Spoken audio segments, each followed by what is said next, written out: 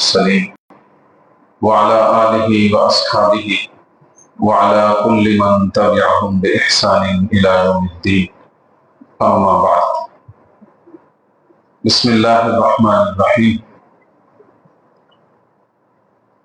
معزز سامعین، اللہ تعالیٰ کی بے شمار نعمتیں ہیں، ان میں سے ایک ایک نعمت کا بھی ہم اگر شکر ادا کرنا چاہیں تو ہمارے بس میں نہیں ہے کہ اللہ کی اس ایک نعمت کا ہم کیسے شکر ادا کریں۔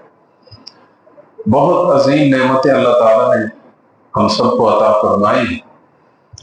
ان نعمتوں میں سے ایک بہت ہی عظیم نعمت ہے جس کا نام ہے آنکھ۔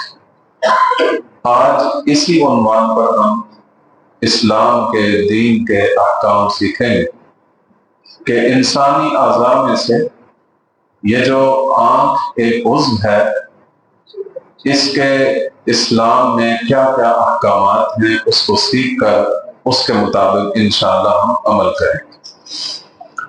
تو آنکھ ایک ایسی انمول نعمت ہے، یہ دل کا آئینہ ہے، کائنات کے رنگوں کو دیکھنے کا ذریعہ ہے، انسانی چہرے کی خوبصورت چیز ہے، اس سے انسان ایک کامل اور مکمل نظر آتا ہے۔ شریعت اور اسلام ایسا کامل دین ہے، ایسا کامل اسلام ہے کہ اس نے انسان کے ہر عضو سے متعلق بڑے تفصیلی احکامات بیان فرمائے ہیں، جن پر عمل کر کے ہم دنیا آخرت کی کامیابی حاصل کر سکتے ہیں۔ ان میں سے سب سے پہلی بات کہ آنکھ جو ہے، اس کا طہارت اور عبادات میں کیا عمل دخل ہے۔ وضو اور غسل میں چہرے کو تو دھونا ہی ہوتا ہے، آیا آنکھ کا اندرونی حصہ، ایک تو بیرونی ہے نا جو اس کی پلکوں سے اوپر ہم نے دھونا ہے، لیکن آنکھ کا اندرونی حصہ آیا وہاں تک بھی پانی پہنچانا ضروری ہے؟ یہ کئی لوگوں کو اس چیز کا پتہ نہیں ہوتا۔ تو حقیقت یہ ہے کہ اسلام نے کوئی ایسا حکم نہیں دیا جو انسان کے لیے نقصان دہ ہو۔ تو چہرہ دھونے کے اندر آنکھ کا بیرونی حصہ تو دھونا فرض قرار دیا گیا ہے، لیکن آنکھ کا اندرونی حصہ دھونا فرض قرار نہیں دیا گیا، نہ سنت ہے، نہ واجب ہے، نہ فرض ہے، بلکہ اندرونی حصہ جو ہے یہ بالکل معاف ہے۔ آپ آنکھ بند کر کے پورا چہرہ دھوئیں، آنکھ کے اندر پانی ڈالنا کوئی ضروری قرار نہیں دیا گیا۔ بلکہ اگر کوئی آدمی جان بوجھ کر آنکھ کے اندر پانی ڈالتا ہے تو اس کا طبی اعتبار سے یہ نقصان ہے کہ وہ نابینا ہو جاتا ہے۔ اور کئی ایسے تاریخ میں واقعات ہیں کہ بعض لوگوں نے اس پر شدت کرتے ہوئے آنکھ کے اندرونی حصے کو وضو اور غسل میں دھونے کی کوشش کی اور بالآخر وہ اخیر عمر میں نابینا ہو گئے۔ تو شریعت نے یہ کوئی فرض قرار نہیں دیا کہ آپ زبردستی آنکھ کے اندر پانی ڈال کر اندرونی حصہ بھی دھوئیں، چاہے وضو ہے یا غسل ہے، تو اس کو اندرونی حصے کو بالکل دھونا فرض و واجب قرار نہیں دیا گیا۔ ہاں، آنکھ کے جو کنارے ہیں، چاہے وہ ناک کی طرف ہو یا چاہے یہ باہر بیرونی طرف ہو، یہاں کچھ ایسی علائشیں جمع ہو جاتی ہیں سونے کے بعد جب آدمی اٹھتا ہے یا کہیں گرد و غبار میں سفر کرتا ہے تو اس کے آنکھوں کے جن کناروں پر کچھ نہ کچھ میل کچیل جمع ہو جاتی ہے، اس کو مل مل کر دھونا اور اس کو صاف کرنا، یہ وضو اور غسل میں یہ نبی اکرم صلی اللہ علیہ وسلم کا طریقہ ہے۔ اگر وہ اتنی زیادہ ہے کہ نیچے پانی نہیں پہنچ رہا تو نہ وضو ہوگا نہ غسل ہوگا، اور اگر وہ گیلی ہونے سے پانی تو پہنچ جاتا ہے لیکن صاف نہیں ہو رہی تو ان کو صاف کرنا یہ سنت طریقہ ہے، ان کو مل مل کر اچھی طریقے سے صاف کرنا چاہیے۔ آنکھ کے اندر سرما لگانا، اس کا کیا حکم ہے اور اس سے روزے میں آیا کوئی فرق آتا ہے یا نہیں آتا؟ تو اس کے بارے میں یہ بات سمجھ لیجئے کہ آنکھ میں سرما لگانا یہ نبی اکرم صلی اللہ علیہ وسلم کی سنت ہے اور یہ بینائی کو تیز کرتا ہے۔ چنانچہ حدیث پاک میں ہے، سنن ابن ماجہ کی روایت ہے، علیکم بالعصمت عند النوم، کہ لوگوں سوتے وقت عصمت سرما لگا دیا۔ عصمت سرما آج کل سعودی عرب سے بہت آسانی سے مل جاتا ہے، مختلف رنگوں میں مل جاتا ہے، سفید بھی ہوتا ہے، کالا بھی ہوتا ہے، بھورے رنگ کا بھی ہوتا ہے، تو جیسے آدمی کو مناسب ہو وہ لے لے۔ تو حضور صلی اللہ علیہ وسلم نے ارشاد فرمایا فَإِنَّهُ يَجْلُ الْبَصَرَ وَيُنْبِتُ الشَّعْرَ، کہ یہ سرما لگانے سے آپ کی نظر بھی تیز ہوگی اور یہ جو آنکھوں کی پلکیں ہیں یہ بھی گھنی جو ہے یہ پیدا ہوں گی، یہ سرما لگانے کے یہ فوائد ہے۔ لیکن سرما لگانے سے نہ تو روزے میں کوئی فرق آتا ہے، یعنی روزہ نہیں ٹوٹتا، چاہے اس سرمے کے اثرات آپ کے حلق میں ہی کیوں نہ جو ہے وہ محسوس ہوں۔ بعض اوقات ہم سرما لگاتے ہیں، کچھ دیر کے بعد ہم اگر کھانسی کرتے ہیں، تھوک پہنتے ہیں، تو اس میں وہ سرمے کی سیاہی ہمیں نظر آتی ہے۔ اس سے شبہ میں نہیں پڑنا چاہیے، اس سے روزے میں کوئی فرق نہیں آتا، کیونکہ آنکھ اور حلق تک درمیان میں کوئی ایسا منفذ نہیں ہے کہ جس سے یہ چیزیں وہاں تک پہنچ جائیں۔ یہ اگر وہاں محسوس بھی ہوں، جیسے آنکھوں میں کوئی آدمی قطرے ڈالتا ہے بیماری کے علاج کے لیے، تو بعض اوقات اس کا ذائقہ حلق میں محسوس ہوتا ہے، تو اس سے بھی روزے میں کوئی فرق نہیں پڑتا۔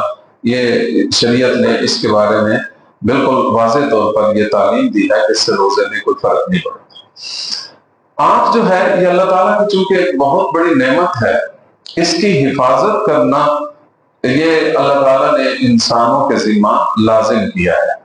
حفاظت ظاہری اعتبار سے بھی کہ اس کو نقصان نہ پہنچایا جائے، اور باطنی اعتبار سے بھی کہ اس کو غلط استعمال نہ کیا جائے۔ مثلا اللہ تعالیٰ نے ارشاد فرمایا ہے قرآن پاک میں، قُلْ لِلْمُؤْمِنِينَ يَغُضُّوا مِنْ أَبْصَارِهِمْ اور وَقُلْ لِلْمُؤْمِنَاتِ يَغْضُضْنَ مِنْ أَبْصَارِهِنَّ، کہ فرمایا کہ چاہے مومن مرد ہے یا مومن عورت، دونوں کے لیے یہ حکم ہے کہ وہ اپنی نگاہیں نیچی رکھیں۔ کہاں نیچی رکھیں؟ جہاں دیکھنا منع ہے، کوئی ایسا منظر ہے جو شریعت کے خلاف ہے، تو وہاں اپنی نظروں کو نیچا رکھنا یہ اللہ کا حکم ہے، مومن مردوں کے لیے بھی اور مومن عورتوں کے لیے۔ لہٰذا اگر کوئی آدمی کسی ایسے منظر کو دیکھتا ہے جس کو منع قرار دیا گیا ہے، مثلا غیر محرم مرد ہے، غیر محرم عورت ہے، اس کو شہوت کی نظر سے دیکھنا یہ بالکل حرام ہے، یا ایسے اعضاء کو دیکھنا جن اعضاء کا تعلق سطر سے ہے تو وہ بھی قطعی طور پر حرام قرار دیا گیا ہے۔ بلکہ حدیث پاک کے مطابق غلط نظر سے دیکھنا یہ آنکھوں کا زنا ہے، تو ایسے جو ہے اس آنکھ کی حفاظت کرنا یہ ہر مسلمان کے ذمہ لازم ہے۔ اسی طرح ایک اور تعلیم دی گئی ہے کہ دوسروں کے گھروں میں جھانکنا نہیں چاہیے۔ بعض اوقات ہم کسی گھر کے سامنے دستک دیتے ہیں، دروازہ کھلا ہے، تو ان کی اجازت کے بغیر اندر جھانکنا، اگر جھانکا تو اس کا مطلب ہے کہ ہم بغیر اجازت کے اندر داخل ہو گئے۔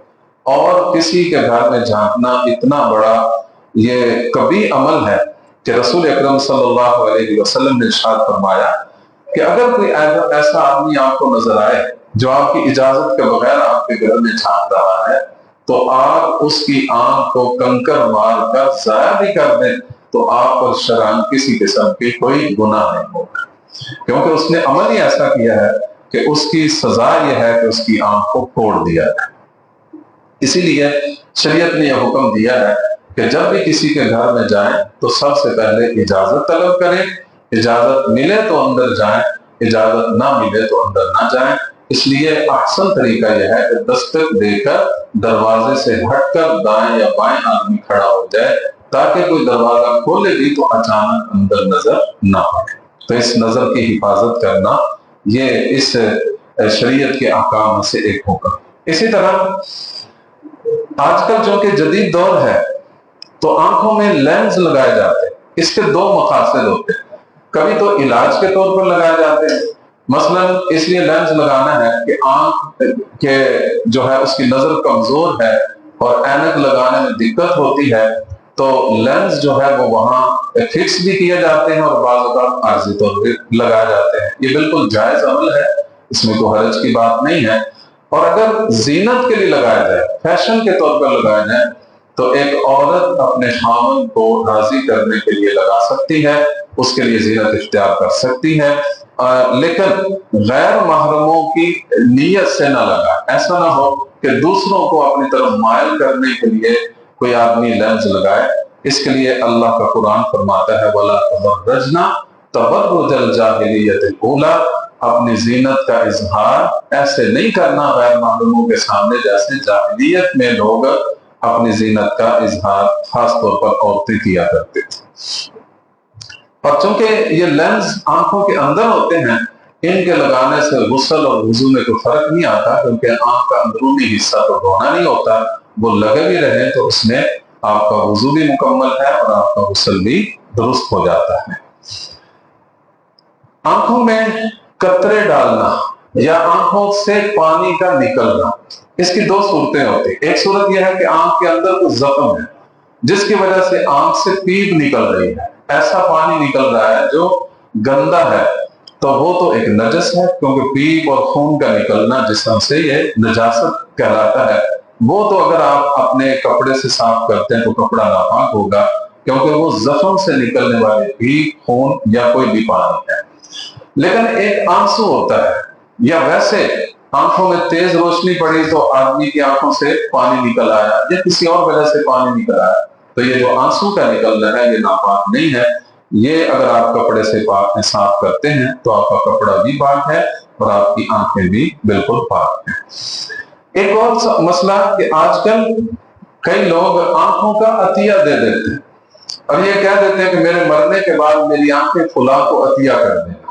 یہ بالکل شرعاً ناجائز ہے، کیونکہ آنکھیں ہماری ملکیت نہیں، یہ اللہ کی امانت ہے. ہم کون ہوتے ہیں اپنے اعضاء کاٹ کاٹ کر دوسروں کو دینے والے؟ اس کی شریعت نے اجازت نہیں دی. کسی کو عطیہ دینا یا عطیہ کی جو ہے وصیت کرنا بالکل ناجائز ہے، اور اگر کوئی کر دیتا ہے تو اس پر عمل نہیں کیا جائے گا. کسی کی آنکھ نکال کر دوسرے کو نہیں لگائی جائے گی، اور اگر کوئی آدمی ایسا کرے گا تو یہ اس کا مطلب یہ ہے کہ ایک مرنے والے شخص کو آپ مصلح کر رہے ہیں، بدشکل بنا رہے ہیں، اس کے اعضاء کاٹ رہے ہیں. اور کسی مرنے والے شخص کے اعضاء کو کاٹنا اس کی بے حرمتی ہے، اور جیسے زندہ انسان کی بے حرمتی ناجائز ہے، اسی طرح مردہ انسان کی بھی بے حرمتی ناجائز ہے. آنکھوں سے متعلق جو عبادات ہیں اس کی ایک لسٹ آپ کے سامنے آ رہی ہے. قرآن پاک کو دیکھ کر تلاوت کرنا، قرآن پاک کے الفاظ کو دیکھنا، یہ آنکھوں کی ایک عبادت ہے، کیونکہ قرآن پاک کے الفاظ کی زیارت کرنا بھی باعث اجر و ثواب ہے. اور اسی طرح اللہ کی کائنات میں جتنی نشانیاں ہیں ان کو دیکھنا، تو اس کو مثلا اللہ کی بنائی ہوئی زمین دیکھنا، افلا ینظرون، اللہ تعالیٰ بار بار کہتے ہیں کہ کیا دیکھتے نہیں ہو الی الابل کیف خلقت، کہ میں نے یہ اونٹ کیسے پیدا کیے، الی السماء رفعت، جیسے کہ آسمان کو میں نے بلند کیا، پہاڑوں کو میں نے گاڑ دیا. یہ مختلف چیزوں کو دیکھ کر عبرت حاصل کرنا اور اللہ کی نشانیوں پر غور و فکر کرنا، یہ آنکھ کی ایک عبادت ہے. پھر اسی طرح سابقہ قوموں کے جو زوال آئے ہیں ان کھنڈرات کو دیکھ کر، ان کی ان جگہوں کو دیکھ کر عبرت حاصل کرنا، یہ بھی ایک آنکھوں کے متعلق ایک عبادت ہے. آنکھوں کے متعلق جو گناہ ہے ان سے بچنا ہے. مثلا نامحرم کو جو ہے جان بوجھ کر دیکھنا، یا اسی طرح کسی کی سطر والی چیزوں کو دیکھنا، حرام چیزوں کو دیکھنا، جیسے کہ فحش قسم کی جو ہے تصاویر دیکھنا یا ویڈیو دیکھنا، مناظر دیکھنا. اسی طرح دوسرے کے عیب تلاش کرتے رہنا، اس میں کیا عیب ہے، اس میں کیا عیب ہے، تو یہ عیب تلاش کرنا بھی ایک گناہ. ہاں، خوف خدا میں رونا یہ عبادت ہے. اللہ تعالیٰ کے اکیلے بیٹھ کر، تنہا بیٹھ کر اللہ کو یاد کر کے رونا، چاہے وہ ایک مکھی کے سر کے برابر بھی آپ کی آنکھوں سے آنسو نکل آیا ہے تو وہ اللہ کے ہاں بہت قدر و قیمت والا ہے. ایسا آنسو جو آدمی اکیلے بیٹھ کر اللہ کی محبت میں، اللہ کے خوف میں بہا لیتا ہے، تو اللہ کا وعدہ ہے کہ قیامت کے دن اس شخص کو اللہ اپنے عرش کے سائے میں جگہ عطا فرمائے۔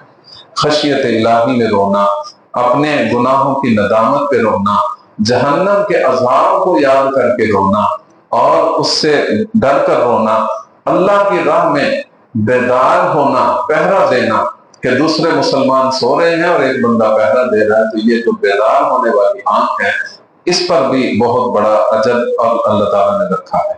اسی طرح آنکھوں کی عبادات میں ایک عبادت والدین کی زیارت کرنا، محبت کی نظر سے دیکھنا۔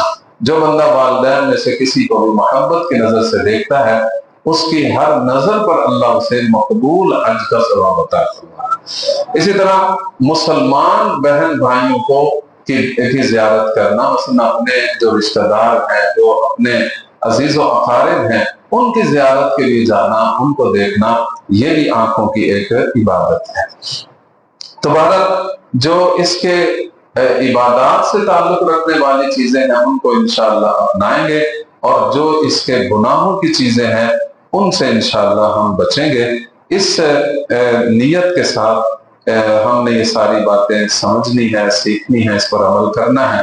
اللہ تعالیٰ ہمیں بھی اور سب مسلمانوں کو اس پر عمل کرنے کی توفیق عطا فرمائے۔ ایک آخر میں ایک چھوٹا سا واقعہ جیسے بڑا مشہور ہے، حضرت علی رضی اللہ تعالیٰ عنہ کا، کہ غزوہ خیبر کے موقع پر ان کی آنکھیں بڑی خراب تھیں، آشوب چشم کا مرض لاحق ہو گیا، اس میں آنکھ بند ہو جاتی ہے، دیکھنا بڑا مشکل ہوتا ہے۔ تو نبی اکرم صلی اللہ علیہ وسلم صحابہ اکرام کی مختلف گروہوں میں ڈیوٹی لگاتے تھے کہ خیبر کو فتح کرنا ہے۔ بڑی کوشش کی گئی، سارے قلعے فتح ہو گئے، لیکن ایک قلعہ جو قموس تھا وہ فتح نہیں ہو رہا تھا، جب بھی اس پر حملہ کیا جاتا ناکامی ہو جاتی۔ تو نبی اکرم صلی اللہ علیہ وسلم نے فرمایا کہ صبح میں ایک ایسے شخص کو جھنڈا دوں گا جس سے اللہ محبت کرتا ہے اور اللہ کا رسول بھی محبت کرتا ہے، اور وہ شخص بھی اللہ اور اس کے رسول سے محبت کرتا ہے۔ تو سارے صحابہ ساری رات بڑے بے چین رہے کہ پتہ نہیں وہ کون شخصیت ہے۔ صبح ہوئی تو رسول اکرم صلی اللہ علیہ وسلم نے پوچھا علی کہاں؟ تو بتایا گیا کہ ان کی تو آنکھوں میں مرض ہے جس کی وجہ سے وہ دیکھنے سے قاصر ہیں۔ تو حضور صلی اللہ علیہ وسلم نے فرمایا ان کو بلاؤ۔ بلایا گیا تو آپ نے اپنا لعاب دہن ان کی آنکھوں میں لگایا، لگاتے ہی بیماری ایسے ختم ہوئی جیسے پہلے کبھی تھی، اور وہ پھر اللہ تعالیٰ نے ان کو ایسی جرت عطا فرمائی کہ وہ قلعہ جو کئی دنوں سے فتح نہیں ہو رہا تھا، حضرت علی رضی اللہ عنہ کے قیادت میں وہ دستہ حملہ آور ہوا اور اللہ نے خیبر کو ہمیشہ کے لیے فتح کر دیا۔ اللہ تعالیٰ ہمیں ان ساری نعمتوں کی قدر کرنے کی، ان سے اپنی محبت اور اپنی عبادت کرنے کی توفیق عطا فرمائے، اور اللہ تعالیٰ ہم سب کو ان نعمتوں کو نافرمانیوں میں استعمال کرنے سے محفوظ رکھے۔ وآخر دعوانا الحمدللہ۔